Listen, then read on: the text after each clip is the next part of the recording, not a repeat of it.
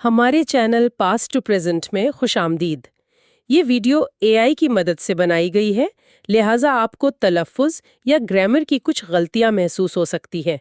ہمارا مقصد اس کتاب کو واضح اور آسان طریقے سے پیش کرنا ہے۔ جب سرد جنگ ختم ہوئی تو ایک عجیب سا ماحول تھا، یاد ہے؟ سب کہہ رہے تھے بس اب تاریخ کا خاتمہ، دنیا میں امن ہی امن، ایک مستقل امن کا دور۔ جی بالکل، فرانسس فوکیاما کی وہ اینڈ آف ہسٹری والی تھیوری بہت مقبول ہوئی تھی۔ بالکل، لیکن ایک مفکر ہے جان میرشائمر جنہوں نے اس پر سوال اٹھایا۔ ان کی کتاب ہے the tragedy of great power politics, بڑی طاقتوں کی سیاست کا المیہ۔ آج ہم اسی کتاب کے تعارف پر ذرا گہرائی میں بات کریں گے۔ جی، یہ کتاب بین الاقوامی تعلقات میں ایک کلاسک سمجھی جاتی ہے۔ تو میرے شائمر جو ہیں وہ اس ساری امید پرستی کو آپ کہہ لیں چیلنج کرتے ہیں۔ وہ کہتے ہیں کہ یہ جو بڑی طاقتیں ہیں نا، ان کے بیچ میں خوف، شک، ایک دوسرے سے آگے بڑھنے کی جو دوڑ ہے وہ کبھی ختم نہیں ہوتی۔ یہ بین الاقوامی سیاست کی فطرت میں ہے۔ بالکل۔ وہ خود لکھتے بھی ہیں، اور یہ لائن میرا مطلب ہے کافی کچھ واضح کرتی ہے۔ افسوسناک حقیقت یہ ہے کہ بین الاقوامی سیاست ہمیشہ سے ایک بے رحم اور خطرناک کھیل رہی ہے، اور غالباً آئندہ بھی ایسی ہی رہے گی۔ یہ ایک بہت آپ کہہ سکتے ہیں سخت نتیجہ ہے جو وہ شروع میں ہی بیان کر دیتے ہیں۔ تو آج ہم اسی بنیادی سوال کو سمجھنے کی کوشش کرتے ہیں۔ آخر میئر شائمر کے مطابق یہ بڑی طاقتیں طاقت کے لیے اتنی بے چین کیوں رہتی ہیں، اور اہم بات یہ کہ وہ اس مقابلے کو عالمیہ کیوں کہتے ہیں۔ جی، وہ شروع میں ہی ایک بڑا پتے کی بات کرتے ہیں۔ وہ کہتے ہیں کہ ٹھیک ہے، سوویت یونین ختم ہو گیا، سرد جنگ بھی گزر گئی، لیکن کیا طاقت کا مقابلہ، وہ جو سیکیورٹی کمپٹیشن کہلاتا ہے، کیا وہ ختم ہوا؟ ان کے خیال میں بالکل نہیں۔ بالکل نہیں۔ وہ مثال بھی دیتے ہیں کہ امریکہ نے سرد جنگ کے بعد بھی یورپ میں، شمال مشرقی ایشیا میں تقریباً 1,00,000 فوجی کیوں رکھے ہوئے تھے۔ یہ ایک اہم نقطہ ہے۔ میرشائمر کہتے ہیں کہ اس کی وجہ یہ تھی کہ امریکہ خود جانتا تھا کہ اگر یہ فوجی ہٹ گئے نا، تو ان علاقوں میں جو بڑی طاقتیں ہیں جیسے یورپ میں جرمنی ہے یا ایشیا میں جاپان اور چین، تو امریکہ وہاں ایک طرح سے آپ کہہ لیں امن قائم رکھنے والے کا کردار ادا کر رہا تھا، لیکن اس کی بنیاد بھی ایک خوف ہی تھا کہ اس کے ہٹتے ہی خلا پیدا ہوگا جو خطرناک ہوگا۔ اچھا، تو یہ صرف ماضی کی بات نہیں ہے، مطلب یہ ڈر، یہ خدشات آج بھی ہیں؟ یقیناً۔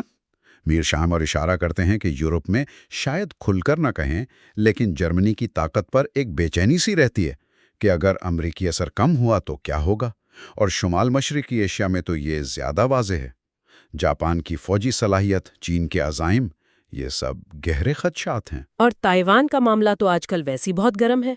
چین اور امریکہ کے بیچ ٹکراؤ کا جو خطرہ ہے وہ تو لگتا ہے بالکل سر پر ہے۔ جی بالکل، یہ سب مثالیں اسی طرف اشارہ کرتی ہیں کہ بڑی طاقتوں کے درمیان جنگ کا خطرہ کوئی گزری ہوئی بات نہیں ہے۔ ٹھیک، لیکن سوال پھر وہیں آ جاتا ہے، آخر یہ دشمنی، یہ خوف، یہ مقابلہ، یہ چلتا کیوں رہتا ہے؟ یہ ختم کیوں نہیں ہوتا؟ دیکھیں، میئر شائمر اس کا جواب ڈھونڈتے ہیں بین الاقوامی نظام کی ساخت میں۔ وہ کہتے ہیں مسئلہ کسی ملک یا رہنما میں نہیں، بلکہ اس سسٹم میں ہے جس میں سب ریاستیں کام کرتی ہیں۔ اور اس سسٹم کی یوں سمجھیں 3 بنیادی خصوصیات ہیں جو ریاستوں کو ایک دوسرے سے ڈراتی ہیں اور مقابلے پر مجبور کرتی ہیں۔ اچھا، وہ کیا ہے؟ پہلی خصوصیت ہے انارکی۔ اب یہاں انارکی کا مطلب افراتفری یا لا قانونیت نہیں ہے۔ اس کا مطلب ہے کہ ریاستوں کے اوپر کوئی عالمی حکومت یا اتھارٹی نہیں ہے، کوئی ورلڈ پولیس نہیں ہے جو انہیں ایک دوسرے سے بچا سکے۔ صحیح، ہر کوئی اپنے طور پر ہے۔ بالکل، ہر ریاست کو اپنی حفاظت خود کرنی ہے۔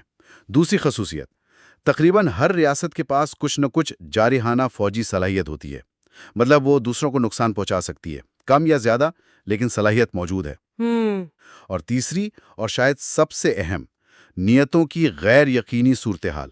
آپ کبھی بھی 100% یقین سے نہیں کہہ سکتے کہ دوسری ریاست کل کیا کرے گی۔ آج کا دوست کل کا دشمن، آج پرامن کل جارے۔ نیتوں پر مکمل بھروسہ ممکن نہیں۔ تو یہ تینوں چیزیں مل کر، مطلب کوئی اوپر نہیں ہے، سب کے پاس ہتھیار ہیں اور کسی کی نیت کا بھروسہ نہیں، یہ تو مستقل شک اور خوف کی فضا بناتی ہوں گی۔ بالکل صحیح، اور یہی وہ خوف ہے جسے آپ جڑ سے ختم نہیں کر سکتے، जो रियासतों को एक बुनियादी सबक सिखाता है। अपनी बका, अपना सर्वाइवल यकीनी बनाने का सबसे बेहतरीन तरीका है कि आप ज्यादा से ज्यादा ताकत हासिल करें। अच्छा, रियासतें ये समझती हैं कि वो अपने मुमकिना दुश्मनों के मुकाबले में जितनी ज्यादा ताकतवर होंगी, उतना ही उनके महफूज रहने का इम्कान ज्यादा है। यहीं से फिर वो नजरिया आता है जिसका आप जिक्र कर रहे थे, जारहाना हकीकत पसंदी या ऑफेंसिव रियलिज्म। ये आम हकीकत पसंदी से थोड़ा मुख्तलिफ है ना? जी हाँ, ये एक अहम फर्क है। जो रिवायती या दिफाई हकीकत पसंदी है, जिसे केंथ वॉल्स का नाम जोड़ा है, वो कहती है कि रियासतें बुनियादी तौर पर अपनी मौजूदा पोजीशन, अपनी सलामती को कायम रखना चाहती हैं। उन्हें बस काफ़ी ताकत चाहिए होती है महफूज रहने के लिए। ठीक। लेकिन मेयर शाइमर की जारहाना हकीकत पसंदी कहती है कि नहीं जनाब, बैनुल-अक़वामी निज़ाम की जो साख्त है वो रियासतों को सिर्फ दिफा पर रुकने नहीं देती। ये उन्हें मजबूर करती है कि वो हमेशा अपनी ताकत बढ़ाने के मौके ढूंढें, दूसरों की कीमत पर भी। ओह, उनके लिए सिर्फ महफूज होना काफ़ी नहीं, बल्कि सबसे ज़्यादा ताकतवर बनना, यानी बालादस्ती, हिजमीनी हासिल करना, बका की बेहतरीन गारंटी है। तो मतलब ये हुआ कि रियासतें, चाहे उनके लोग या रहनुमा अमन ही क्यों ना चाहते हों, ये सिस्टम उन्हें जारहाना बनने पर मजबूर करता है। ये तो काफी मायूस कुन बात लगती है। जी, इसीलिए तो वो इसे अलमिया कहते हैं, ट्रेजेडी। अलमिया ये नहीं कि लीडर बुरे हैं या गलत फैसले करते हैं। अलमिया ये है कि निज़ाम की मंतिक ही ऐसी है कि अच्छी नीयत वाली रियासतें भी अपनी बका के लिए एक दूसरे के खिलाफ जारहाना रवैया अपनाने पर मजबूर हो जाती हैं। अच्छा, तो इस ताकत की दौड़ का फिर आखिरी मकसद क्या हुआ? क्या हर रियासत चाहती है कि वो पूरी दुनिया पर कब्जा कर ले? मीर शाइमर कहते हैं कि हतमी मकसद तो हेजिमॉन बनना है।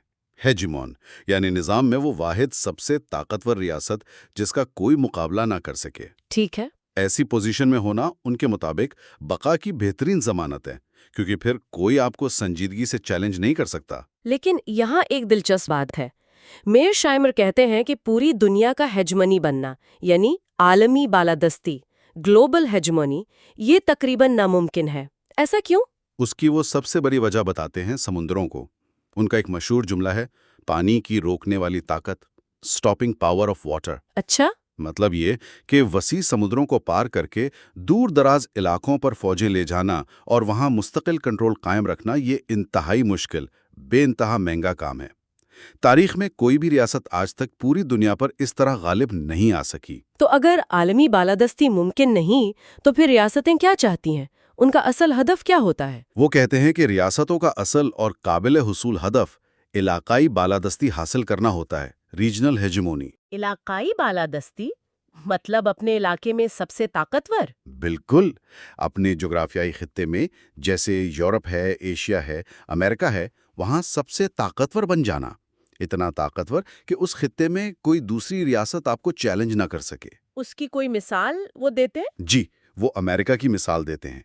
कहते हैं कि अमेरिका आज मगरिबी निस्फ कुर्रा, वेस्टर्न हेमिस्फीयर, यानी शुमाली और जनूबी अमेरिका में वाहिद इलाकाई हेजमोन है। इस पूरे खित्ते में कोई दूसरी रियासत ऐसी नहीं जो अमेरिका को फौजी तौर पर चैलेंज करने की पोजीशन में हो। अमेरिका ने ये हैसियत हासिल कर ली है। और क्या बाकी बड़ी ताकतें भी यही कोशिश कर रही हैं? मीर शाइमर के मुताबिक बिल्कुल।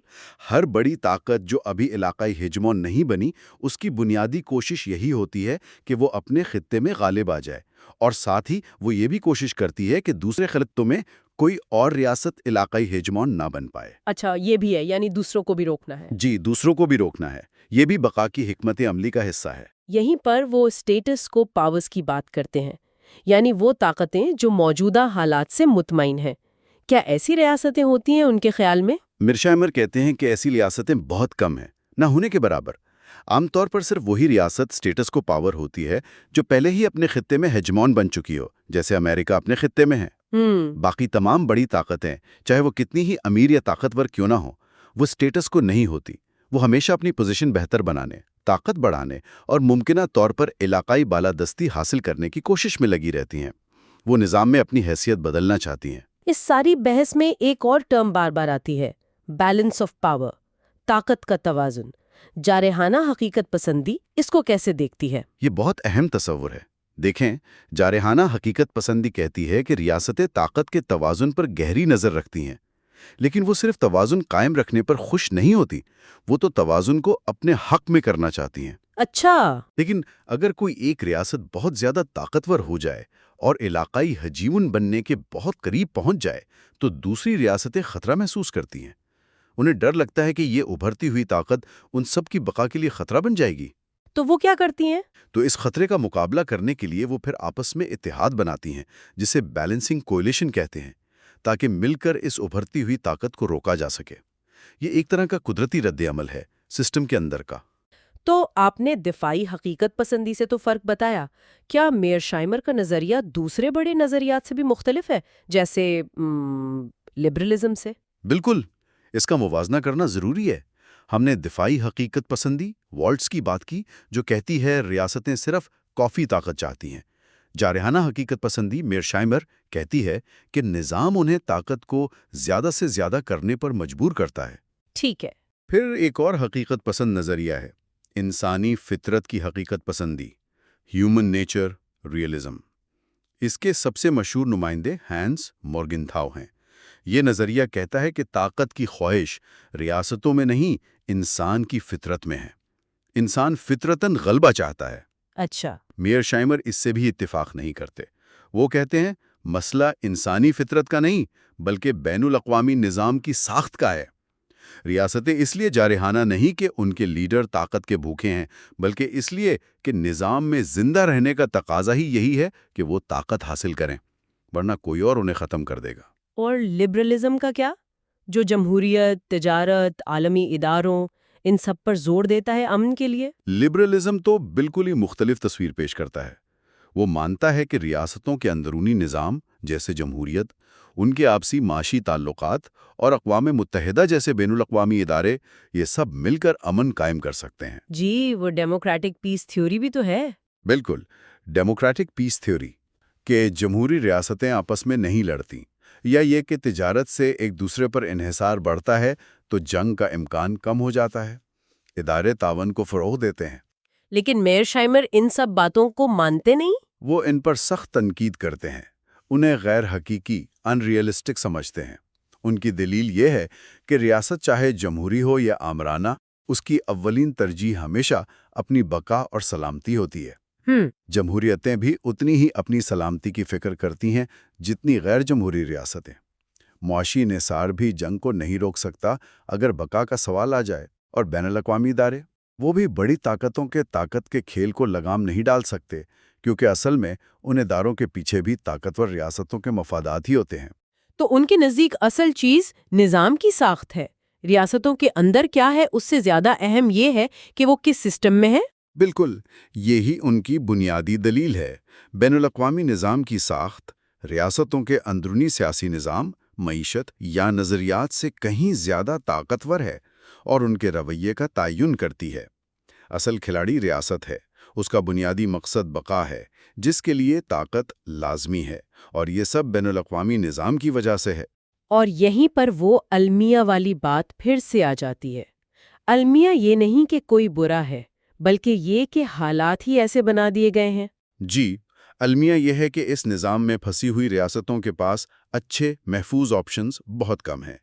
وہ چاہے کتنی ہی امن پسند کیوں نہ ہوں، انہیں ایک دوسرے پر شک کرنا پڑتا ہے، اپنی طاقت بڑھانی پڑتی ہے، اور بعض اوقات افسوسناک طور پر جنگ بھی لڑنی پڑتی ہے، صرف اپنی بقا کو یقینی بنانے کے لیے۔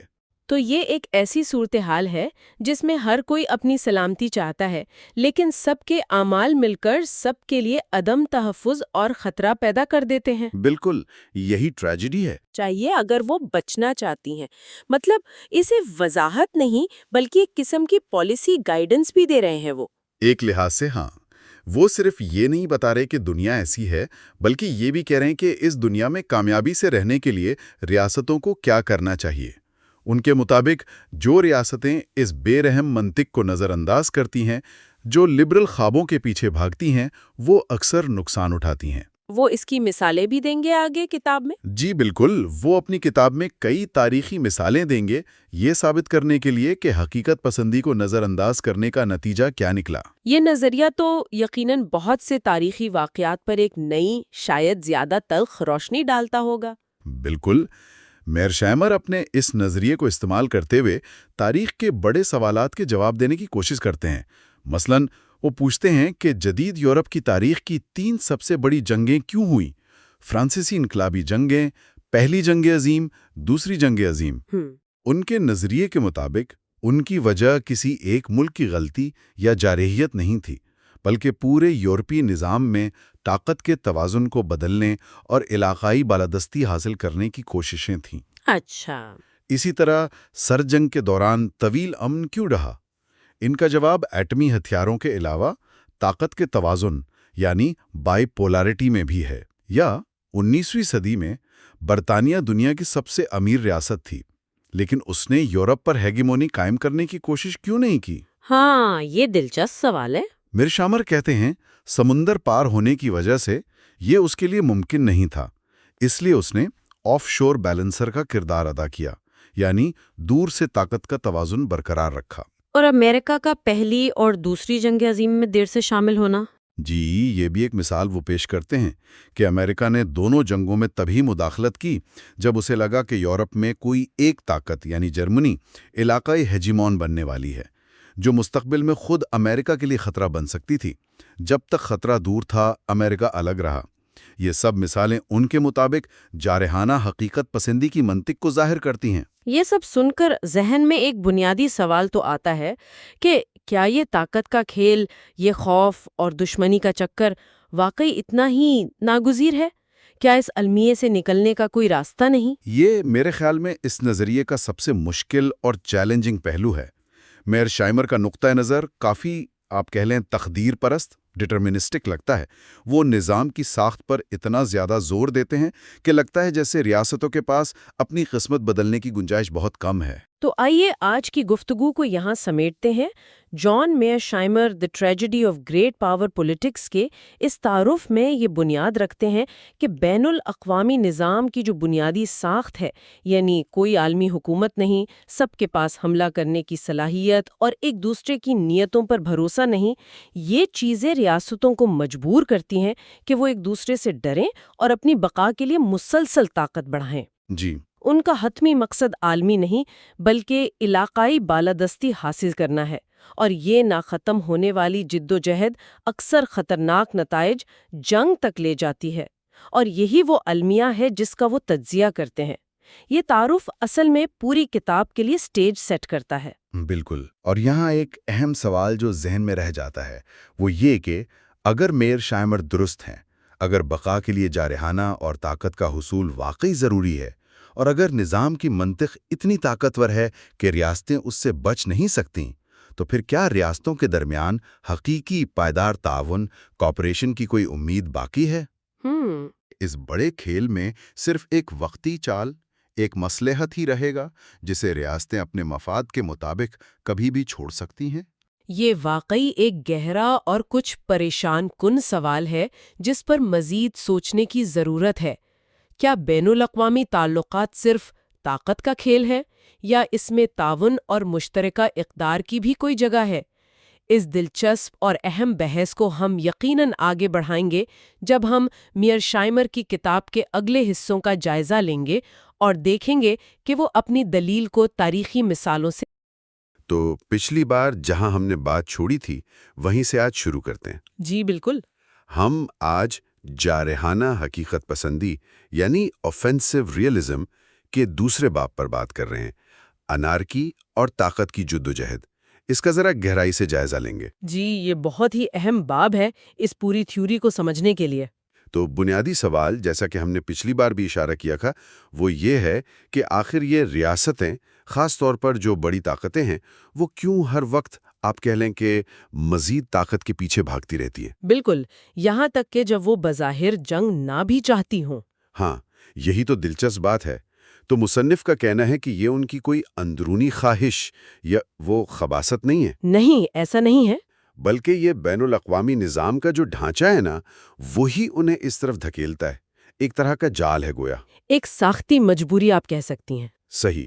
تو آج ہم اسی جال کو، اسی ساخت کو سمجھنے کی کوشش کریں گے ان 5 بنیادی مفروضات کی مدد سے جن پر یہ تھیوری کھڑی ہے۔ جی، یہ 5 مفروضات مل کر ہی وہ تصویر بناتے ہیں جس سے پھر آگے کے نتائج اخذ کیے جاتے ہیں۔ اور ہم دیکھیں گے کہ یہ مفروضات کیسے ریاستوں کے درمیان وہ خوف، عدم تحفظ اور طاقت کی دوڑ شروع کرواتے ہیں۔ اور یہ بھی دیکھیں گے کہ جارحانہ اور دفاعی حقیقت پسندی میں کیا فرق ہے، بالکل غیر جانبداری سے۔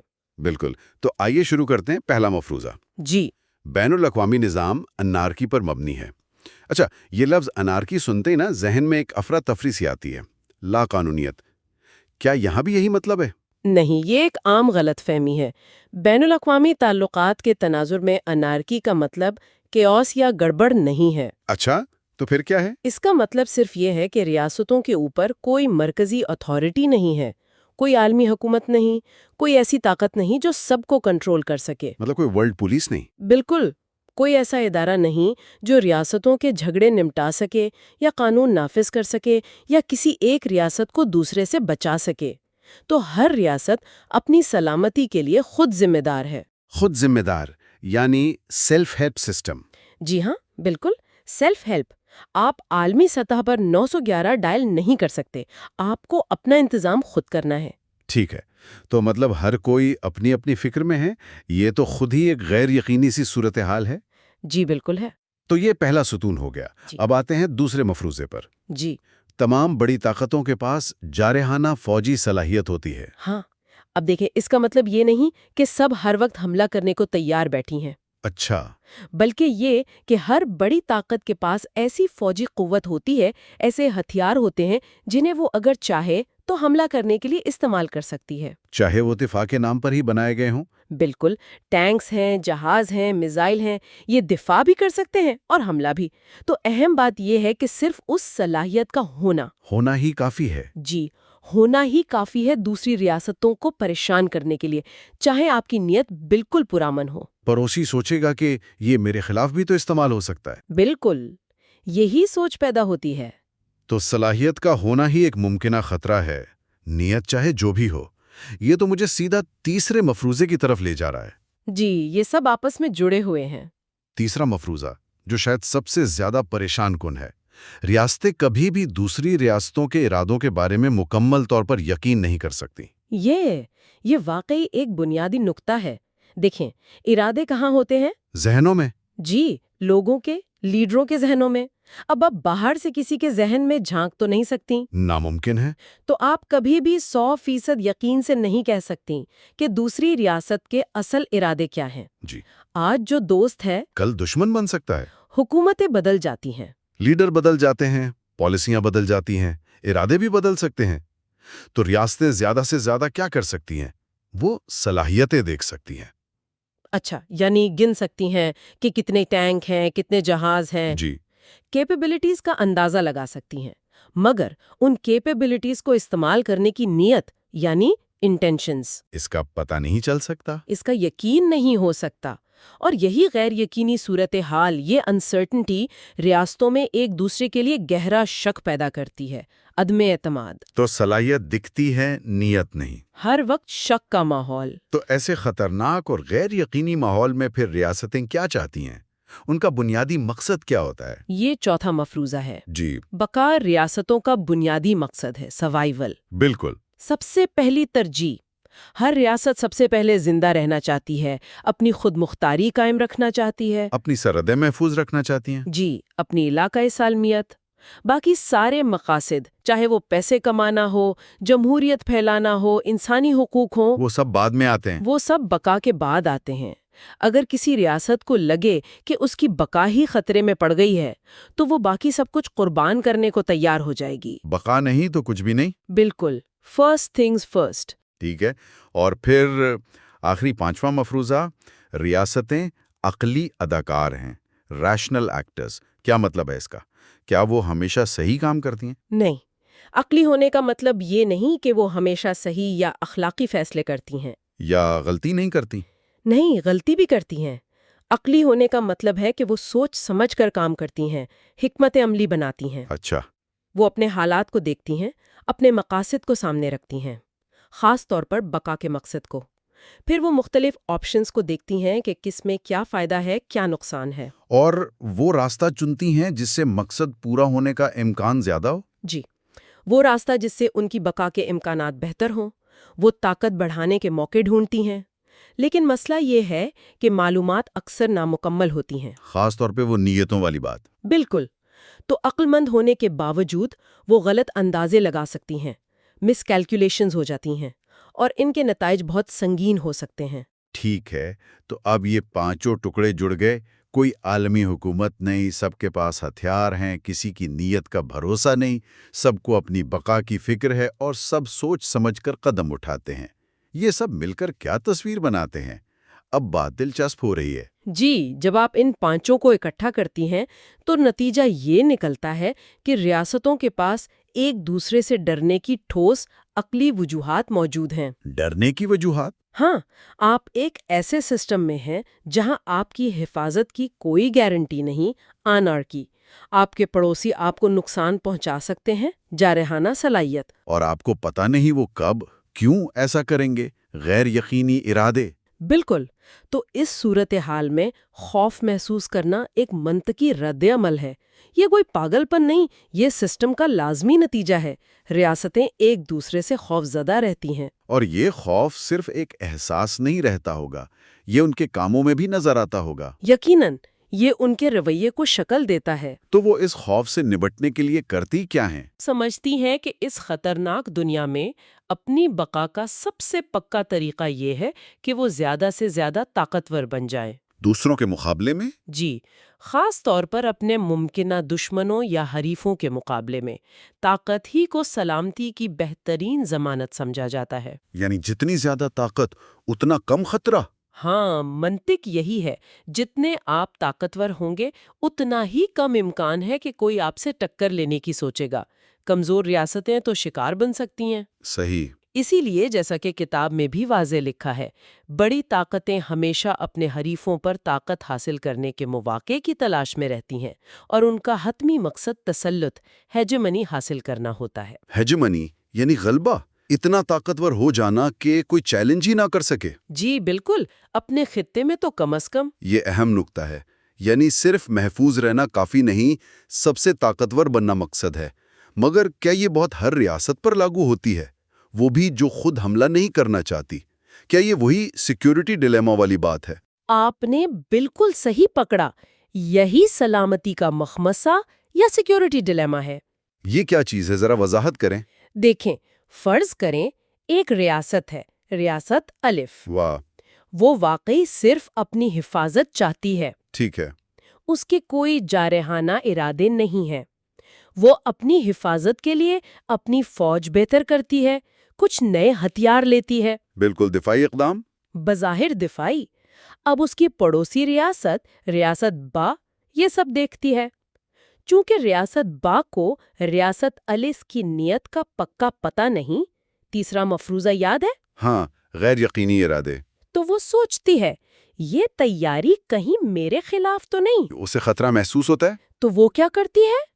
وہ بھی اپنی فوجی طاقت بڑھانا شروع کر دیتی ہے جواب میں۔ کہ میں بھی محفوظ رہوں۔ اچھا۔ اب ریاست الف دیکھتی ہے کہ ریاست با ہتھیار جمع کر رہی ہے، تو ریاست الف کو لگتا ہے کہ میرا شروع والا ڈر ٹھیک تھا، یہ تو میرے لیے خطرہ بن رہی ہے۔ تو وہ مزید ہتھیار بناتی ہے۔ بالکل، اور پھر ریاست با اسے دیکھ کر مزید، اور یہ ایک چکر چل پڑتا ہے۔ ایک نہ ختم ہونے والا چکر۔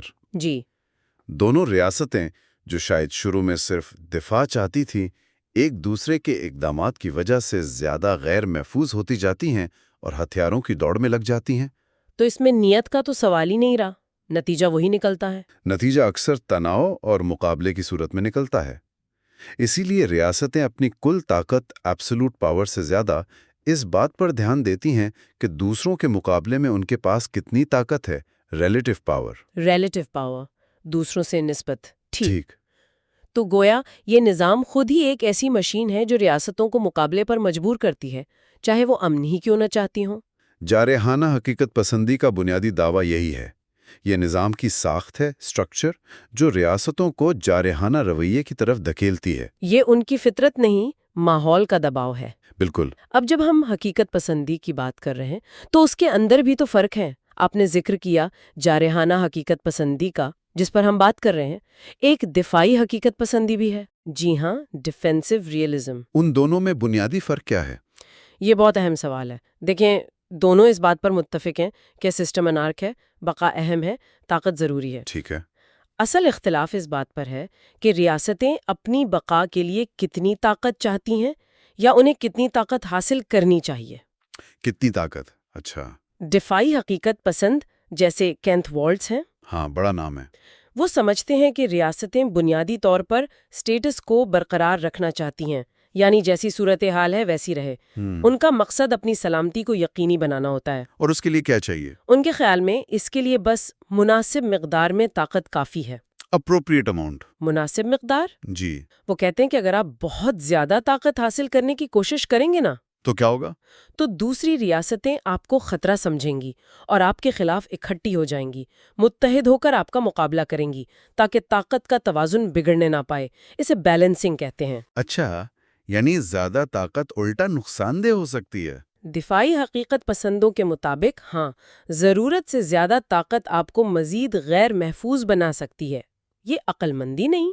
تو ان کے نزدیک بس اتنا طاقتور ہو جاؤ کہ محفوظ رہو، زیادہ کی کوشش مت کرو۔ موٹے طور پر یہی بات ہے۔ جبکہ جارحانہ حقیقت پسند جیسے میرشائمر وہ کہتے ہیں کہ یہ مناسب مقدار والی بات چلتی نہیں۔ بالکل، جارحانہ حقیقت پسند کہتے ہیں کہ یہ بین الاقوامی نظام اتنا بے رحم ہے، اتنا غیر یقینی ہے کہ آپ مناسب طاقت پر بھروسہ کر ہی نہیں سکتے۔ کیوں نہیں کر سکتے؟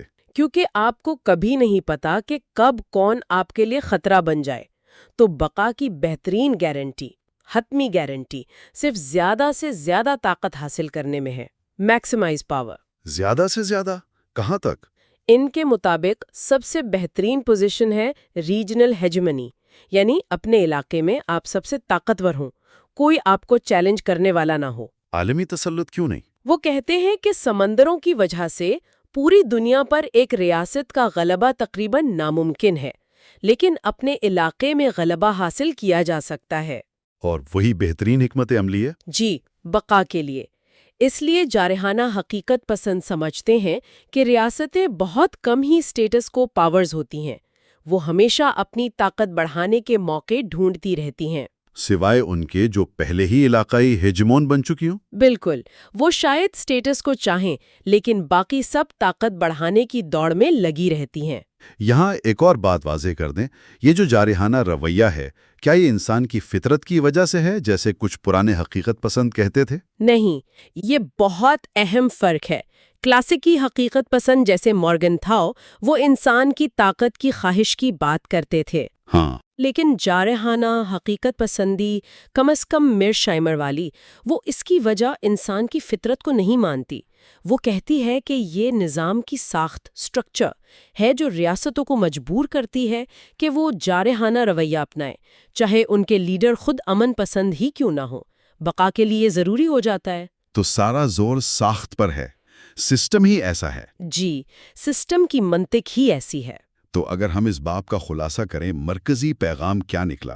مرکزی پیغام یہ ہے کہ بین الاقوامی نظام کی جو بنیادی خصوصیات ہیں، یعنی انارکی، جارحانہ صلاحیت کا ہونا، نیتوں کی غیر یقینی صورتحال، بقا کی اولین ترجیح اور ریاستوں کا عقلی ہونا، یہ سب چیزیں مل کر بڑی طاقتوں کے درمیان طاقت کے لیے مقابلے کو تقریباً ناگزیر بنا دیتی ہیں۔ انیویٹیبل۔ ناگزیر، یعنی یہ ہو کر رہے گا۔ اس نظریے کے مطابق ہاں، چاہے ریاستیں خود امن چاہتی ہوں، سسٹم انہیں ایک دوسرے سے ڈرنے، ایک دوسرے پر شک کرنے اور اپنی طاقت بڑھانے پر مجبور کرتا ہے۔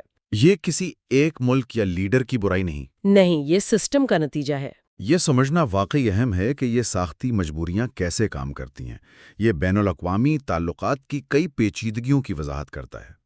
بالکل، یہ بتاتا ہے کہ کیوں تعاون مشکل ہے، کیوں اعتماد قائم نہیں ہوتا، کیوں ہتھیاروں کی دوڑ لگتی ہے۔ صحیح۔ اب جب ہم نے یہ سمجھ لیا کہ یہ نظام ریاستوں کو طاقت کے پیچھے کیوں بھگاتا ہے، تو اگلا سوال ذہن میں آتا ہے۔ جی، اگلا منطقی سوال یہی ہے کہ یہ طاقت آخر ہے کیا بلا؟ ہاں، اس کا مطلب کیا ہے؟ اسے ناپتے کیسے ہیں؟ کون سی چیز ایک ریاست کو طاقتور بناتی ہے؟ پیسہ، فوج، آبادی، ٹیکنالوجی؟ تو کیا ہم اگلی بار اسی پر بات کریں گے؟ جی بالکل، اگلی گفتگو کا موضوع یہی ہوگا کہ طاقت کا اصل مطلب کیا ہے، اس کے مختلف پہلو کیا ہیں اور اسے بین الاقوامی سیاست میں کیسے سمجھا اور ناپا جاتا ہے۔ بہترین۔ آج کی گفتگو کے آخر میں سننے والوں کے لیے ایک سوال چھوڑ جاتی ہوں۔ ضرور۔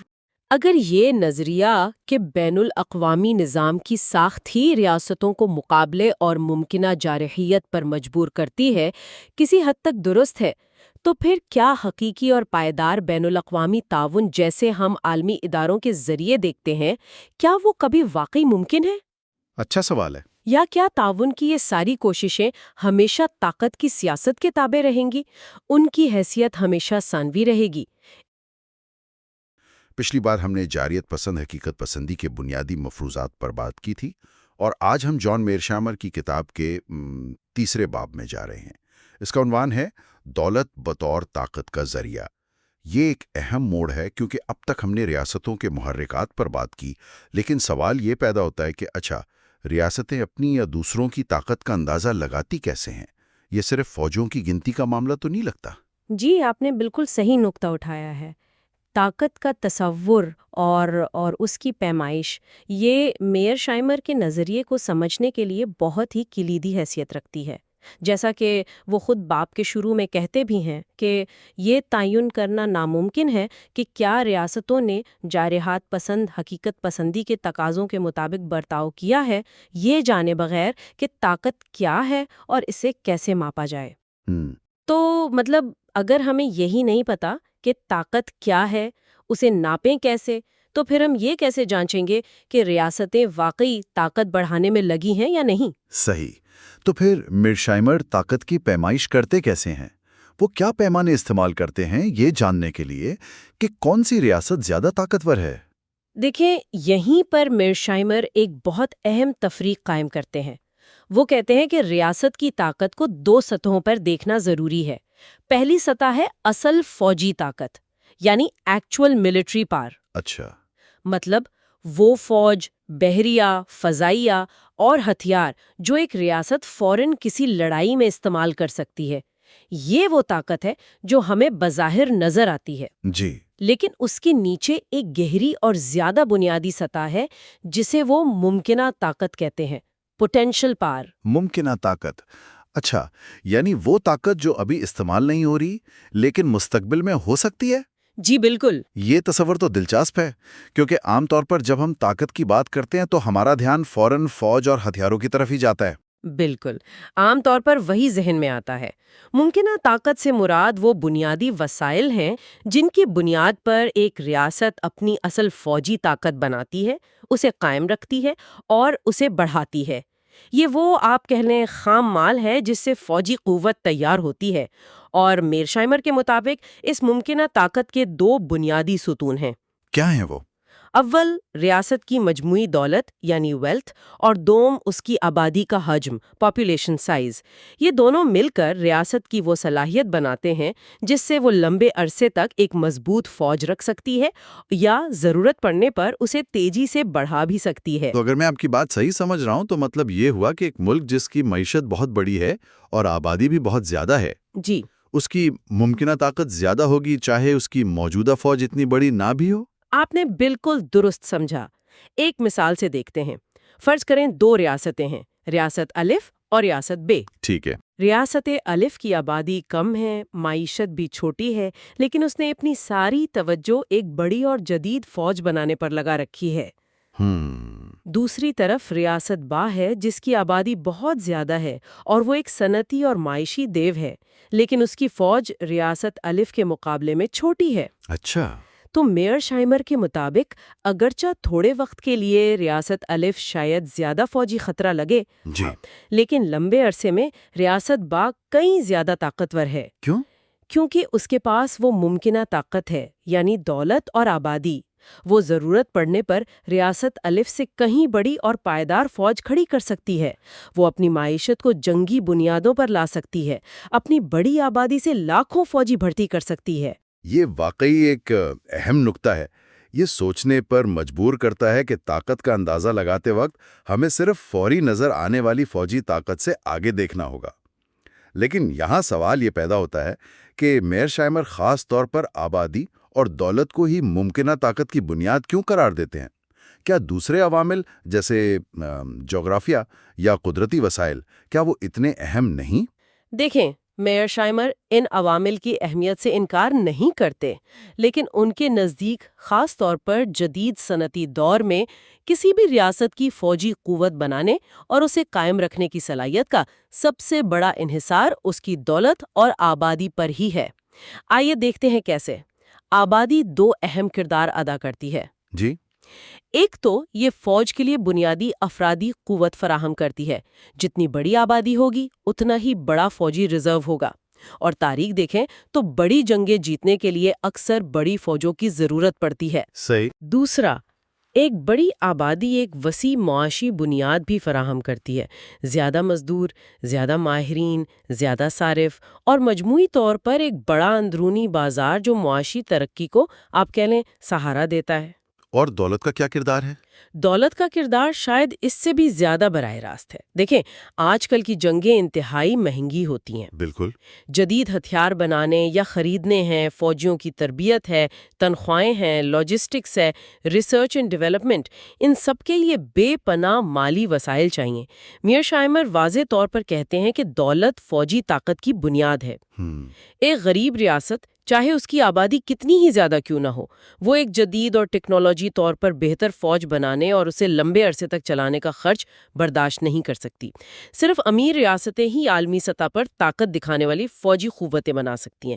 تو سمجھیں کہ دولت وہ ایندھن ہے جس سے ریاست کی فوجی مشین چلتی ہے۔ اس کا مطلب تو یہ ہوا کہ معاشی ترقی صرف عوام کی خوشحالی کے لیے نہیں بلکہ ریاست کی بقا اور طاقت کے لیے بھی ضروری ہے۔ یہ تو جارحیت پسند حقیقت پسندی کے اس بنیادی خیال سے جڑتا ہے کہ ریاستیں اپنی بقا کے لیے طاقت کو زیادہ سے زیادہ کرنا چاہتی ہیں۔ بالکل، اور یہیں پر ایک اور اہم عنصر آتا ہے جس کا آپ نے پہلے ذکر کیا تھا، صنعتی صلاحیت۔ جی، میئرشائمر کے نزدیک صرف دولت کا ہونا کافی نہیں۔ اس دولت کو مؤثر فوجی طاقت میں بدلنے کے لیے ریاست کے پاس ایک مضبوط صنعتی بنیاد ہونی چاہیے۔ آج کے دور میں ٹینکس، جنگی جہاز، آبدوزیں، میزائل اور دوسرا پیچیدہ فوجی سامان خود بنانے کی صلاحیت ایک بہت بڑا اسٹریٹجک فائدہ ہے۔ اچھا۔ اگر ایک امیر ملک بھی یہ صلاحیت نہیں رکھتا تو اسے اپنی فوجی ضروریات کے لیے دوسرے ملکوں پر انحصار کرنا پڑے گا، اور وہ جنگ کے وقت یا کشیدگی میں مسئلہ بن سکتا ہے۔ بالکل، اس سے اس کی خود مختاری شدید متاثر ہو سکتی ہے۔ تو صنعتی صلاحیت وہ پل ہے جو دولت کو حقیقی فوجی قوت سے جوڑتا ہے۔ کیا میئرشائمر اس کی کوئی تاریخی مثال بھی دیتے ہیں؟ تاریخی مثال دیتے ہیں۔ یہ مثال ایڈم سمتھ نے، جنہیں معاشیات کا بانی مانا جاتا ہے، اپنی مشہور کتاب دی ویلتھ آف نیشنز میں بیان کی ہے۔ یہ 1651 کے برطانوی نیویگیشن ایکٹ سے متعلق ہے۔ اچھا، نیویگیشن ایکٹ، جی، اس وقت انگلینڈ کا سب سے بڑا تجارتی اور بحری حریف ہالینڈ تھا، یعنی ڈچ جمہوریہ۔ تو انگلینڈ نے یہ قانون نافذ کیا جس کے تحت انگلینڈ اور اس کی کالونیوں میں سامان یا تو برطانوی جہازوں سے آ سکتا تھا یا پھر اس ملک کے جہازوں سے جہاں وہ سامان بنتا تھا۔ بالکل، اس کا مقصد صاف طور پر ڈچ جہاز رانی کی صنعت کو نشانہ بنانا تھا، کیونکہ ڈچ زیادہ تر تجارت اور سامان لانے لے جانے کا کام کرتے تھے، خود بناتے کم تھے۔ تو اس سے ان کی تجارت کو نقصان پہنچا ہوگا؟ شدید نقصان پہنچا۔ وہ اس وقت دنیا کے سب سے بڑے تجارتی بیڑے کے مالک تھے۔ اس قانون نے ان کی معیشت کو بہت بڑا دھچکا دیا۔ لیکن دلچسپ بات یہ ہے کہ ایڈم سمتھ، جو کہ آزاد تجارت کے سب سے بڑے حامی تھے، جی، میں اضافہ شاید سست ہوا۔ تو پھر اسمتھ نے اسے انگلینڈ کے تمام تجارتی ضوابط میں سب سے زیادہ دانش مندانہ کیوں کہا؟ یہ تو ان کے اپنے نظریات کے خلاف جاتا ہے۔ یہیں پر میئرشائمر کا نقطہ واضح ہوتا ہے۔ اسمتھ نے اسے دانش مندانہ اس لیے کہا کیونکہ اس کا بنیادی مقصد معاشی فائدہ نہیں تھا، بلکہ انگلینڈ کی نسبتی طاقت یعنی ریلیٹو پاور کو ہالینڈ کے مقابلے میں بڑھانا تھا۔ اچھا۔ اسمتھ نے دلیل دی کہ چونکہ ہالینڈ اس وقت انگلینڈ کی سلامتی کے لیے سب سے بڑا بحری خطرہ تھا، اس لیے اسے کمزور کرنا انگلینڈ کی قومی سلامتی کے لیے ضروری تھا، چاہے اس کی قیمت انگلینڈ کو اپنی کچھ معاشی خوشحالی کی صورت میں ہی کیوں نہ دینی پڑے۔ اسمتھ کے مشہور الفاظ ہیں، دفاع دولت سے کہیں زیادہ اہم ہے۔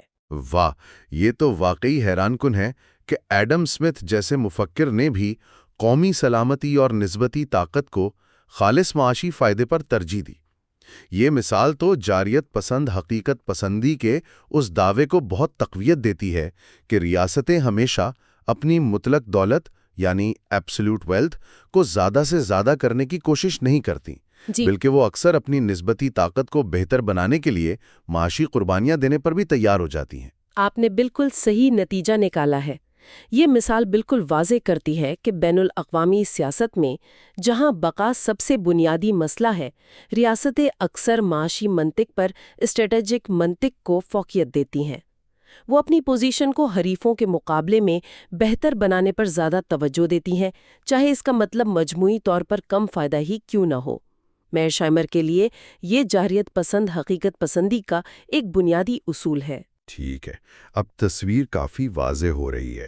ہم نے دیکھا کہ طاقت صرف فوری فوجی طاقت نہیں بلکہ ممکنہ طاقت بھی ہے، یعنی دولت اور آبادی۔ اور ریاستیں اس ممکنہ طاقت کو بڑھانے اور اسے اصل فوجی طاقت میں بدلنے کی کوشش کرتی ہیں، جس میں صنعتی صلاحیت کا اہم کردار ہے۔ اور یہ سب کچھ وہ اس لیے کرتی ہیں تاکہ بین الاقوامی نظام میں اپنی نسبتی طاقت کو زیادہ سے زیادہ کر سکیں، کیونکہ جاریت پسند حقیقت پسندی کے مطابق یہی بقا کی بہترین ضمانت ہے۔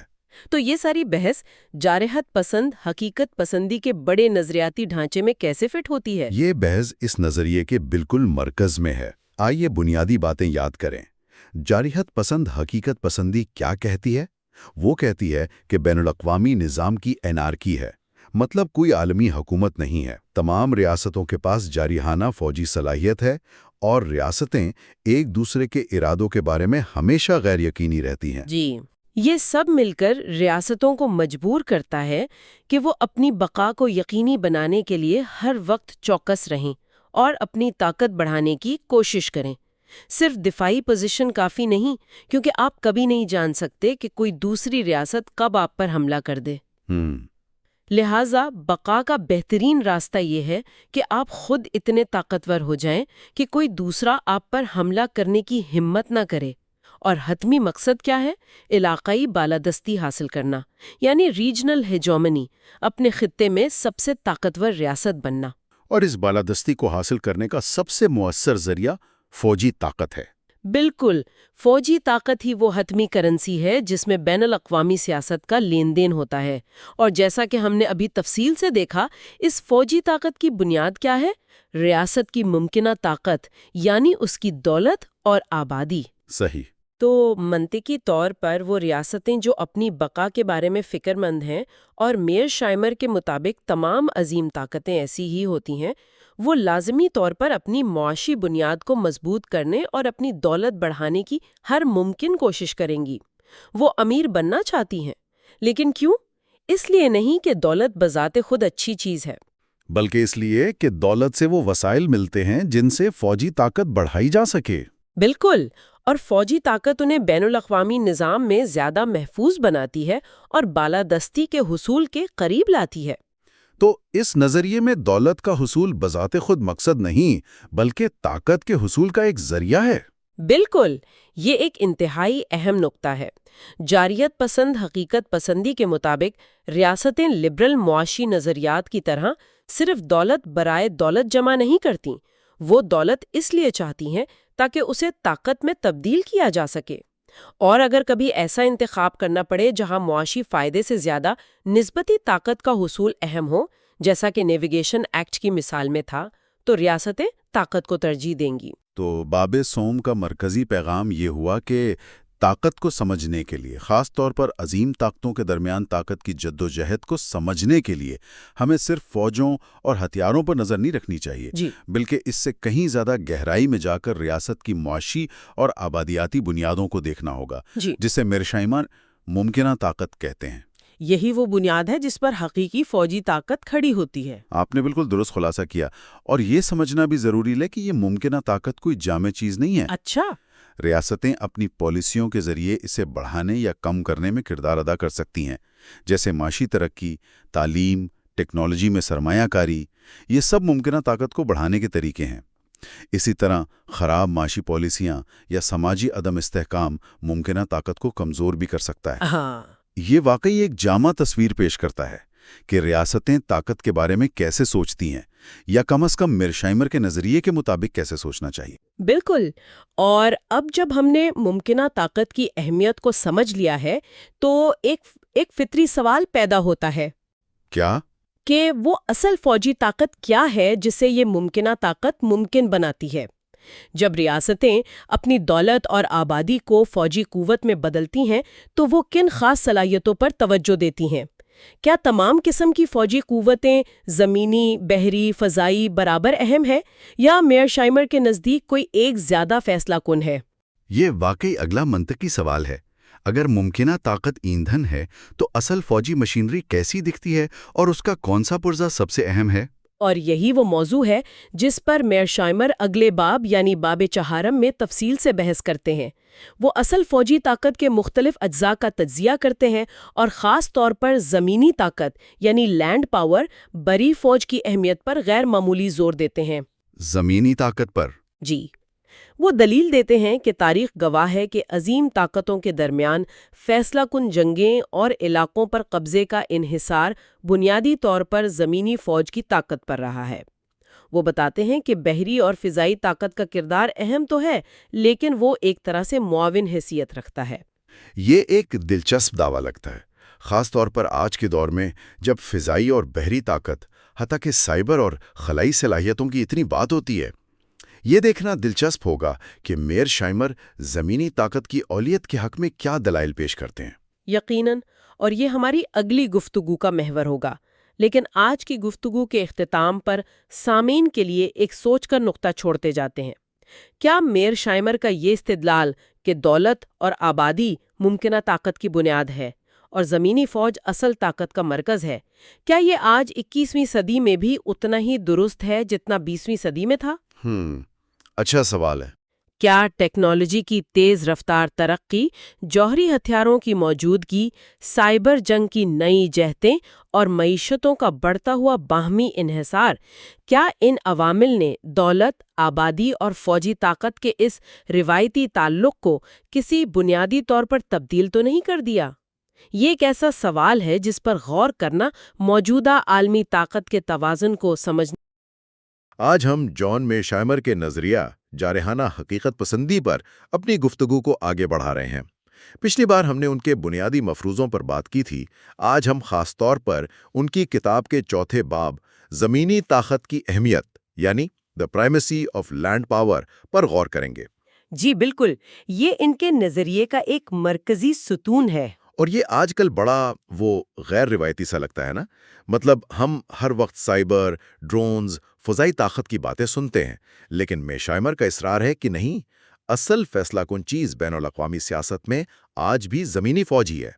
جی، وہ بہت واضح طور پر یہ کہتے ہیں۔ ان کا ایک مشہور جملہ بھی ہے، شاید سادہ الفاظ میں، سب سے طاقتور ریاستیں سب سے مضبوط فوجیں رکھتی ہیں۔ بالکل یہی۔ تو آج ہم یہ سمجھنے کی کوشش کرتے ہیں کہ وہ اس نتیجے پر پہنچے کیسے، وہ فوجی طاقت کی کن اقسام کو دیکھتے ہیں، اور کیوں ان کے خیال میں زمین پر لڑنے والی فوج سب سے اوپر ہے۔ دیکھیں، میرشائمر فوجی طاقت کو سمجھنے کے لیے اسے آپ کہہ لیں 4 بڑے حصوں میں دیکھتے ہیں۔ پہلا ہے آزاد بحری طاقت، انڈیپینڈنٹ سی پاور۔ اس سے مراد وہ بحری قوت ہے جو زمینی فوج کی مدد کے بغیر کام کرے، جیسے دشمن کی ناکہ بندی کرنا۔ ٹھیک ہے۔ دوسری ہے اسٹریٹجک فضائی طاقت، اسٹریٹجک ایئر پاور، یعنی وہ فضائی قوت جو دشمن کے ملک کے اندر جا کر حملے کرے، اس کی صنعت، شہر یا قیادت کو نشانہ بنائے، اسٹریٹجک بمباری جسے کہتے ہیں۔ جی۔ تیسری، اور جو ان کے نزدیک سب سے اہم ہے، وہ ہے زمینی طاقت، لینڈ پاور۔ اب اس میں صرف پیدل فوج نہیں، بلکہ وہ تمام فضائی اور بحری یونٹ بھی شامل ہے جو براہ راست زمینی آپریشنز کو سپورٹ کرتے ہیں۔ اچھا، یعنی جو فوج کی مدد کر رہے ہوں۔ بالکल। और चौथी किस्म है जोहरी हथियार, न्यूक्लियर वेपन्स। जाहिर है उनकी अपनी एक अलग अहमियत है। तो मीरशेमर इन चारों का तज्जिया करके ये साबित करते हैं कि असल फैसला कुन किरदार ज़मीनी ताकत का ही है। ये बात जैसा मैंने कहा आजकल शायद फौरन हजम ना हो। हमने तो यही सुना है कि जी फ़ज़ाइया जंग जितवा देती है, या जिसका समंदर पर कब्जा उसका दुनिया पर राज। वो पुराने थियरिस्ट थे ना, महान और डूहे। जी जी, एल्फ्रेड महान बहरी ताकत के हामी थे और डूहे फ़ज़ाई ताकत के। तो मीर शाइमर उनकी बात क्यों नहीं मानते? देखें, यहीं उनकी दलील की खूबसूरती है। वो कहते हैं कि थ्योरी अपनी जगह, लेकिन तारीख क्या बताती है? खास तौर पर बड़ी ताकतों के दरमियान जो बड़ी जंगें हुईं, उनका फैसला कैसे हुआ? वो पहले बहरी ताकत यानी आज़ाद बहरी ताकत की हुदूद बताते हैं। इसका सबसे बड़ा हथियार नाकाबंदी है। जी, नाकाबंदी। मकसद होता है कि दुश्मन की मईशत तबाह कर दो, सामान आने न दो, अवाम तंग आ जाए और हुकूमत सुलह पर मजबूर हो जाए। सुनने में तो बहुत कारगर लगता है। लगता तो है, लेकिन मेशाइमर कहते हैं कि तारीख उठाकर देख लें, बड़ी ताकतों के खिलाफ ये हिकमत अमली शायद ही कभी कामयाब हुई हो। नेपोलियन के दौर में बरतानिया फ्रांस की, फ्रांस बरतानिया की नाकाबंदी करता रहा। क्या हुआ?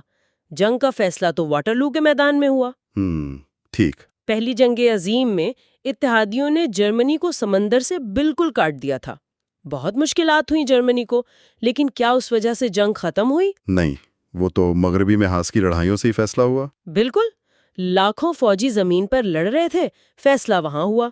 वो कहते हैं कि दूसरी जंग अजीम में जापान के खिलाफ अमरीकी नाकाबंदी शायद वाहिद मिसाल है जहां नाकाबंदी ने मईशत को बिल्कुल ही तबाही के दहाने पर पहुंचा दिया था। अच्छा। लेकिन वो फौरन ये भी कहते हैं कि जापान ने सिर्फ नाकाबंदी की वजह से हथियार नहीं डाले थे, उसमें एटम बम का गिरना शामिल था, सोवियत यूनियन का अचानक जंग में शामिल होकर मैनचूरिया पर हमला करना था, और सबसे बढ़कर अमेरिका के ब्राहे रास्त जापान पर जमीनी हमले का हकीकी खतरा था। यानी कई अवामिल थे, अकेली नाकाबंदी नहीं। जी, अकेली नाकाबंदी फैसला कुन नहीं थी। तो इसकी वजह क्या बताते हैं मीर शामिर? ये नाकाबंदियां क्यों फेल हो जाती हैं अक्सर? वो 2-3 वजूहात बताते हैं। एक तो ये कि बड़ी ताकतें वो अक्सर बहुत बड़ी होती हैं, उनके अपने वसाइल बहुत होते हैं, वो काफ़ी हद तक खुद कफील होती हैं। दूसरा, उनकी अवाम भी सख्त जान होती है, वो मुश्किलात बर्दाश्त कर लेती है। और तीसरा, क़यादत के लिए जंग हारना अपनी बका का मसला होता है, वो इतनी आसानी से घुटने नहीं टेकती। जी, समझ गया। तो बहरी ताकत अकेले काफ़ी नहीं।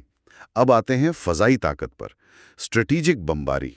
इसके बारे में क्या कहते हैं? जी, स्ट्रेटेजिक फ़ज़ाई ताकत। इसका मकसद भी मिलता जुलता है। दुश्मन की सनत तबाह करो, शहरों पर बम बरसाओ ताकि अवाम का हौसला टूट जाए या क़यादत को ही ख़त्म कर दो।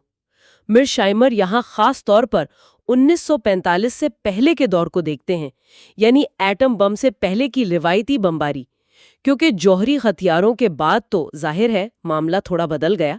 ठीक है, तो रिवायती बमबारी का क्या नतीजा निकला? इनका तज्जिया ये है कि ये भी बजाते खुद बड़ी जंगें जीतने में फैसला कुन साबित नहीं हुई। पहली जंग अजीम में जर्मन ज़ेपेलिन लंदन पर बमबारी करते रहे, कोई खास फर्क नहीं पड़ा। दूसरी जंग अजीम में जर्मनी ने बरतानिया पर शदीद बमबारी की, ब्लिट्स जिसे कहते हैं।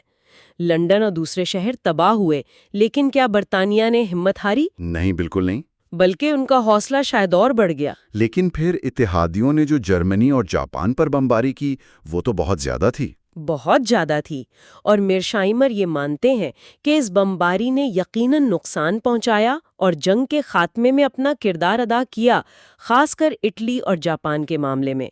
लेकिन वो इस पर जोर देते हैं कि ये बमबारी ज्यादातर तभी मौसर हुई जब दुश्मन जमीनी तौर पर शिकस्त के करीब पहुंच चुका था। अच्छा, ये कैसे? मिसाल के तौर पर इटली, उसने हथियार तब डाले जब उसकी फौजें शिकस्त खा चुकी थीं और इत्तेहादी अफवाज सिसली और फिर इटली की सरजमीन पर उतर चुकी थीं। बमबारी ने इस अमल को तेज किया होगा, लेकिन असल वजह जमीनी शिकस्त थी। जापान का हम जिक्र कर चुके हैं, वहां भी बमबारी के साथ दूसरे अवामिल बहुत अहम थे। और जर्मनी?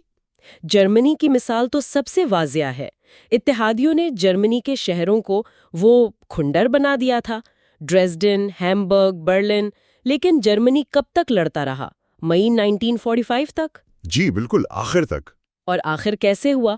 جب سوویٹ فوجیں برلن کی گلیوں میں داخل ہو گئیں اور مغربی اتحادی مغرب سے پیش قدمی کرتے ہوئے جرمنی کے اندر پہنچ گئے۔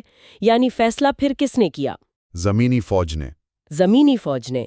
تو میرشائمر کا بنیادی نقطہ یہ ہوا کہ سمندروں پر آپ بادشاہ ہو سکتے ہیں، آسمانوں پر بھی، لیکن جنگ جیتنے کے لیے آپ کو زمین پر لڑنا اور جیتنا پڑے گا۔ بالکل یہی وہ کہتے ہیں، تاریخ کا سبق یہی ہے۔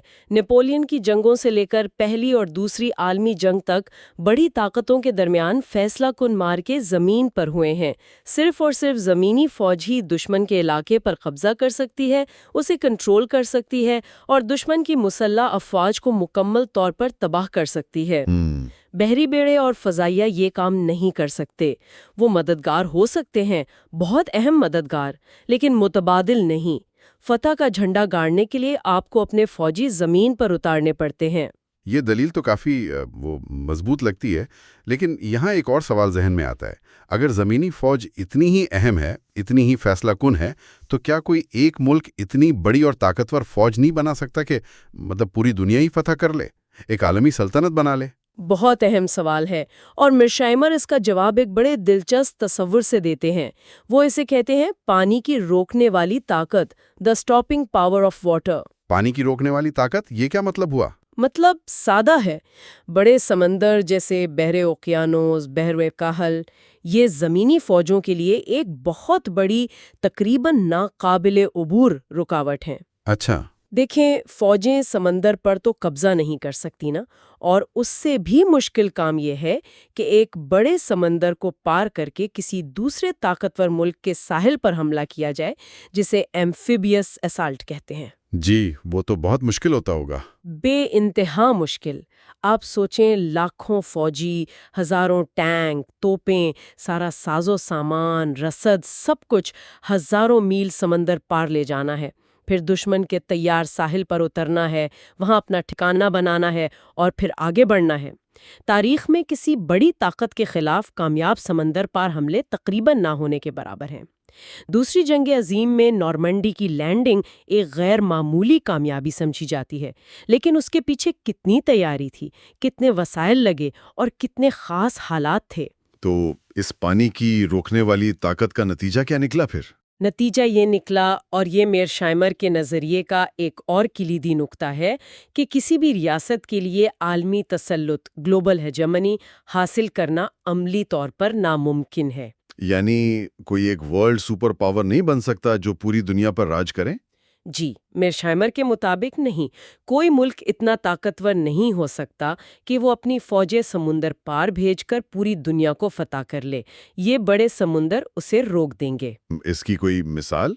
وہ اکثر برطانیہ اور امریکہ کا موازنہ برعظمی طاقتوں جیسے فرانس، جرمنی، روس، چین ان سے کرتے ہیں۔ کیسے؟ دیکھیں، برطانیہ اور امریکہ جزیرہ نما ممالک ہیں، سمندروں سے گھرے ہوئے۔ کیا تاریخ میں کبھی کسی دشمن نے ان کی سرزمین پر کوئی بڑا حملہ کیا ہے؟ نہیں، شاید نہیں۔ پرل ہاربر تھا، لیکن وہ براہ راست سرزمین پر حملہ نہیں تھا۔ جی، دوسری طرف فرانس، جرمنی، روس، چین کو دیکھیں، ان کی سرحدیں زمین سے ملتی ہیں، ان پر کتنی بار حملے ہوئے ہیں؟ بہت بار۔ تو یہ فرق کیوں ہے؟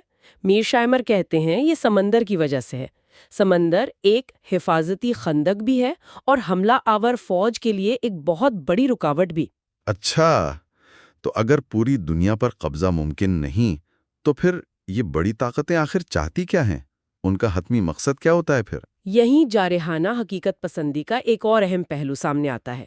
چونکہ عالمی تسلط ناممکن ہے، اس لیے بڑی طاقتوں کا سب سے بڑا حقیقت پسندانہ مقصد یہ ہوتا ہے کہ وہ کم از کم اپنے علاقائی تسلط، ریجنل ہیجمونی کو یقینی بنائیں۔ علاقائی تسلط یعنی اپنے علاقے میں سب سے بڑے طاقتور بن جائیں؟ بالکل، اپنے جغرافیائی خطے میں جیسے یورپ یا مشرقی ایشیا یا مغربی نصف کرہ، وہاں وہ واحد غالب طاقت بننا چاہتی ہیں۔ وہ چاہتی ہیں کہ ان کے پڑوس میں کوئی دوسرا ملک اتنا طاقتور نہ ہو کہ انہیں چیلنج کر سکے۔ جیسے امریکہ نے مغربی نصف کرے میں کیا؟ بالکل صحیح مثال ہے۔ 19ویں صدی میں امریکہ نے منرو ڈاکٹرن کے ذریعے یہی کہا کہ یہ ہمارا علاقہ ہے۔ پھر آہستہ آہستہ اس نے یہاں کسی دوسری یورپی طاقت کو یا کسی مقامی طاقت کو اتنا مضبوط نہیں ہونے دیا کہ وہ امریکہ کے لیے خطرہ بن سکے۔ وہ مغربی نصف کرے کا علاقائی طاقتور ریجنل ہیجمن بن گیا۔ اور یہی پانی کی روکنے والی طاقت ہے جو امریکہ کو یورپ یا ایشیا میں علاقائی طاقت بننے سے روکتی ہے، اور کسی چینی یا روسی طاقت کو امریکہ کے علاقے میں آنے سے۔ بالکل، سمندر پار کر کے دوسرے خطے میں تسلط قائم کرنا بہت مشکل ہے، اور اسی وجہ سے پھر ایک اور حکمت عملی جنم لیتی ہے جسے آف شور بیلنسنگ کہتے ہیں۔ آف شور بیلنسنگ؟ جی، یعنی ایک علاقائی طاقت جیسے امریکہ خود تو دوسرے خطوں پر قبضہ نہیں کرتی، لیکن یہ کوشش کرتی ہے کہ ان دور دراز خطوں جیسے یورپ یا ایشیا میں کوئی ایک ملک اتنا طاقتور نہ بن جائے کہ وہ علاقائی طاقت بن کر مستقبل میں امریکہ کے لیے خطرہ بنے۔ اچھا، یعنی دوسروں کو لڑاتے رہو تاکہ کوئی ایک بہت مضبوط نہ ہو جائے۔ ایک طرح سے، یا طاقت کا توازن ایسے رکھو کہ کوئی ایک غالب نہ آئے۔ برطانیہ نے بھی تو صدیوں تک یورپ میں یہی کیا تھا۔ یہ تو بڑی دلچسپ بات ہے، لیکن اب آخری سوال، اور شاید آج کے دور کا سب سے اہم سوال، جوہری ہتھیار، ایٹم بم۔ کیا اس نے یہ ساری تھیوری بدل نہیں دی؟ کیا زمینی طاقت کی اہمیت اب ختم نہیں ہو گئی؟ یہ واقعی بہت اہم سوال ہے، اور میرشائمر کا جواب شاید کچھ لوگوں کو حیران کر دے۔ وہ یہ تو مانتے ہیں کہ جوہری ہتھیاروں نے بین الاقوامی سیاست کی شکل بالکل بدل دی ہے، خاص طور پر جب دو یا زیادہ ملکوں کے پاس اتنے ایٹمی ہتھیار ہوں کہ وہ ایک دوسرے کو مکمل تباہ کر سکتے ہوں، جسے MAD یعنی میوچول ایشورڈ ڈسٹرکشن کہتے ہیں، باہمی یقینی تباہی۔ جی، MAD۔ تو ایسی صورت میں ظاہر ہے بڑی طاقتوں کے درمیان براہ راست کھلی جنگ کا خطرہ بہت ہی کم ہو گیا ہے، کیونکہ یہ خودکشی ہوگی۔ تو پھر مسئلہ کیا ہے؟ اگر جنگ نہیں ہو سکتی تو زمینی فوج کی کیا فکر؟ میرشائمر کہتے ہیں کہ یہ اتنا سادہ نہیں۔ میڈ کی چھتری کے نیچے بھی ریاستیں روایتی فوجی طاقت، خاص طور پر زمینی طاقت کے بارے میں بے حد فکر مند رہتی ہیں۔ لیکن کیوں؟ اگر ایٹمی جنگ ہو نہیں سکتی تو پھر ٹینکوں توپوں کی گنتی کیوں اہم ہے؟ اس کی کئی وجوہات ہیں۔ ایک تو یہ کہ ریاستوں کو ہمیشہ یہ ڈر رہتا ہے کہ شاید ایٹمی جنگ نہ سہی لیکن محدود روایتی جنگیں اب بھی ممکن ہیں۔ دوسرا، جوہری ہتھیاروں کے خوف کو ایک ڈھال کے طور پر استعمال کر کے روایتی طاقت کے زور پر سیاسی مقاصد حاصل کرنے کی کوشش کی جا سکتی ہے۔ اب سر جنگ کی مثالیں، امریکہ اور سوویت یونین دونوں ایٹمی طاقتیں تھیں، لیکن کیا یورپ میں انہوں نے اپنی فوجیں کم کر دی تھیں؟ نہیں، وہاں تو لاکھوں فوجی آمنے سامنے کھڑے تھے۔ بالکل، نیٹو اور وارسا پیکٹ دونوں اپنی روایتی فوجی طاقت، ٹینکوں، طیاروں، فوجیوں کی تعداد، ان سب پر کڑی نظر رکھتے تھے اور توازن برقرار رکھنے کی کوشش کرتے تھے۔ 1969 میں چین اور سوویت یونین دونوں ایٹمی طاقتیں، ان کی سرحد پر شدید لڑائی ہوئی۔ کارگل جنگ، پاکستان اور بھارت دونوں ایٹمی طاقتیں۔ جی ہاں، یہ مثالیں تو ہیں۔ آج بھی دیکھیں، روس نیٹو کی مشرق کی طرف توسیع پر اتنا کیوں پریشان ہے؟ بنیادی طور پر یہ روایتی فوجی توازن کا مسئلہ ہے کہ نیٹو کی زمینی فوجیں، اڈے، میزائل اس کی سرحد کے قریب آ جائیں گے۔ یعنی ایٹمی ہتھیار ایک ڈیٹرنٹ تو ہیں، لیکن وہ روایتی طاقت کی اہمیت کو ختم نہیں کرتے۔ بالکل۔ میرشائمر ایک استثناء ضرور مانتے ہیں۔ وہ کہتے ہیں کہ اگر کوئی ایک ملک اتنی زبردست صلاحیت حاصل کر لے کہ وہ پہلے حملے میں ہی دشمن کے سارے ایٹمی ہتھیار تباہ کر دے اور جوابی حملے سے بچ جائے تو شاید صورتحال بدل جائے، لیکن وہ سمجھتے ہیں کہ بڑی طاقتوں کے درمیان ایسا ہونا تقریباً ناممکن ہے۔ تو ان کا حتمی نتیجہ یہی ہے کہ جوہری دور میں بھی ریاستوں کے لیے اپنی بقا، اپنے مفادات کے تحفظ اور بین الاقوامی سیاست میں اپنا اثر و رسوخ قائم رکھنے کے لیے زمینی طاقت آج بھی کلیدی حیثیت رکھتی ہے۔ بہت خوب۔ تو آج کی اس ساری گفتگو کا خلاصہ کریں تو میرشائمر کے نزدیک بین الاقوامی طاقت کے کھیل میں مرکزی حیثیت زمینی فوج کی ہے۔ بحری اور فضائی طاقتیں اہم ہیں مگر ثانوی۔ جی، اور جغرافیہ یعنی بڑے سمندر، پانی کی روکنے والی طاقت، یہ کسی بھی ملک کو پوری دنیا پر قبضہ کرنے سے روکتے ہیں۔ اس لیے ریاستیں عالمی تسلط کے بجائے اپنے اپنے علاقے میں چودھری بننے کی کوشش کرتی ہیں، علاقائی تسلط۔ بالکل۔ اور آخر میں جوہری ہتھیاروں نے جنگ کو بہت زیادہ خطرناک بنا دیا ہے اور شاید بڑی جنگوں کو ٹال دیا ہے، لیکن ریاستوں کی ایک دوسرے سے بنیادی بد اعتمادی، بقا کی فکر اور طاقت کے حصول کی جدوجہد، خاص طور پر زمینی طاقت کے توازن کی فکر کو ختم نہیں کیا۔ آپ نے بالکل صحیح خلاصہ کیا، اور یہاں شاید ایک آخری بات جو غور کرنے کی ہے وہ یہ کہ جب ہم اس فریم ورک کو سمجھتے ہیں کہ زمینی طاقت مرکزی ہے، جغرافیہ عالمی تسلط کو روکتا ہے، تو ہمیں ریاستوں کا رویہ زیادہ سمجھ میں آنے لگتا ہے۔ ہمیں سمجھ آتا ہے کہ وہ کیوں اتنی فکرمند رہتی ہیں اپنی سرحدوں کے بارے میں، کیوں وہ اپنی فوج پر اتنا خرچ کرتی ہیں، کیوں وہ اپنے پڑوس میں کسی اور کو بہت زیادہ طاقتور نہیں بننے دینا چاہتی ہیں، اور کیوں بعض اوقات وہ جارحانہ نظر آتی ہیں۔ جی، یہ نظریہ ہمیں ان کے خوف، ان کے عزائم اور ان کے ممکنہ اقدامات کو سمجھنے کا ایک آپ کہہ لیں لینز فراہم کرتا ہے۔ یہ نہ صرف ماضی کو سمجھنے میں مدد دیتا ہے بلکہ آج کی دنیا اور مستقبل کے ممکنہ تناظرات کا تجزیہ کرنے کا بھی ایک طریقہ ہے۔ واقعی ایک بہت ہی وہ حقیقت پسندانہ اور شاید کچھ لوگوں کے لیے پریشان کن زاویہ نظر ہے۔ اس تفصیلی وضاحت کے لیے آپ کا بہت بہت شکریہ، بہت شکریہ۔ اور ہمارے ساتھ رہنے کے لیے اپنے تمام سامعین کا بھی شکریہ۔ اگلی بار اس سلسلے